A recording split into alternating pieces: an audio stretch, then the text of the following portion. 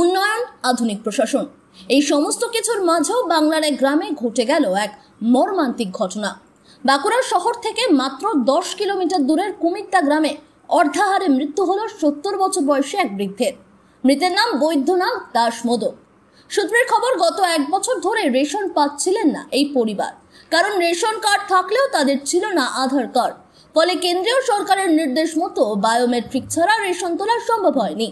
বৈদ্যনাথ বাবুর স্ত্রী কল্পনা দেবী ও প্রতিবেশীরা জানিয়েছেন, একাধিকবার আবেদন করেও আধার কার্ড না পেয়ে তারা হাল ছেড়ে দিয়েছিলেন। একের পর এক দিন অন্নবিহীনভাবে কেটেছে তাদের। ছেলে মাঝে মধ্যে বাড়ি এলে কিছু খাবার জুটত, নইলে গ্রামবাসীরাই খাবার জোগাতেন, কিন্তু দীর্ঘ সময় ধরে সেই সহায়তা সম্ভব হয়নি। অবশেষে 3 দিন আগে প্রাণ হারান বৈদ্যনাথ বাবু। কিভাবে মারা গেল? খেতে পেতেন না, খেতে পেত না, সেরকম দিতে পারতো না, কাজযোগ নেই তো আমার। আপনি খেতে দিতেন না? সন্তান খেতে দিতে পারতাম না, রোজগার নেই। একদিন কাজ হচ্ছে, 2 দিন বন্ধ, পার্মানেন্ট তো কাজ নেই। সরকারি রেশন পেতেন না? না, সরকারি কিছু ডকুমেন্টস নেই তো, আধার কার্ড নেই। যদিও ব্লক প্রশাসনের দাবি সম্পূর্ণই আলাদা। বাঁকুড়া 1 নম্বর পঞ্চায়েত সমিতির সহ সভাপতি অংশুমান বন্দ্যোপাধ্যায় জানান, রেশন কার্ড ছিল, একসময় রেশনও পেতেন তারা, কিন্তু আধার সংযুক্তিকরণ বাধ্যতামূলক হওয়ার পর এই অসুবিধার সৃষ্টি হয়েছে।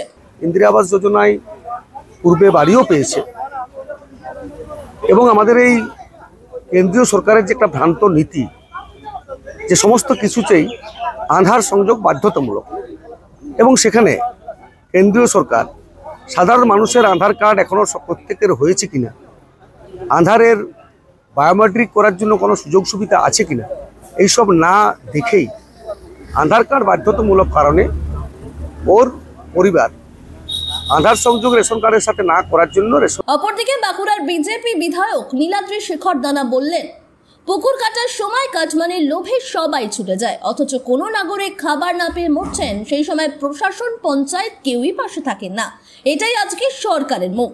তো এখানে এই যে পঞ্চায়েত রাজ চলছে, স্থানীয় যারা সরকারে রয়েছে, পঞ্চায়েতের মেম্বার যারা রয়েছে, ওখানে পার্টির নেতারা রয়েছে, তারা কি করছে?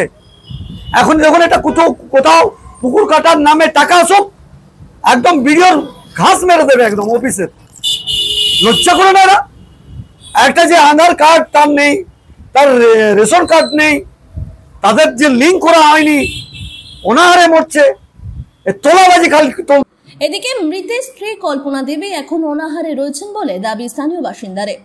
ছোট ঘরের ভেতর স্যাঁতস্যাঁতে মাটির মেঝেতে বসে থাকা তার দুর্বল চেহারায় যেন সাক্ষ্য দিচ্ছে এক করুণ বাস্তবের।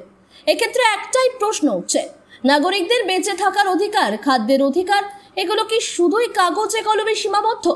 একটা পরিবার আধার কার্ড না থাকা 1 বছর ধরে রেশন পেল না, অনাহারে এক বৃদ্ধ মারা গেলেন, এর দায় কি শুধুই ওই পরিবারের, গাছারা মনোভাবের, নাকি এর পেছনে আছে আরো গভীর প্রশাসনিক অবহেলা? তা জানতে হবে। Bureau report, sky news Bangla.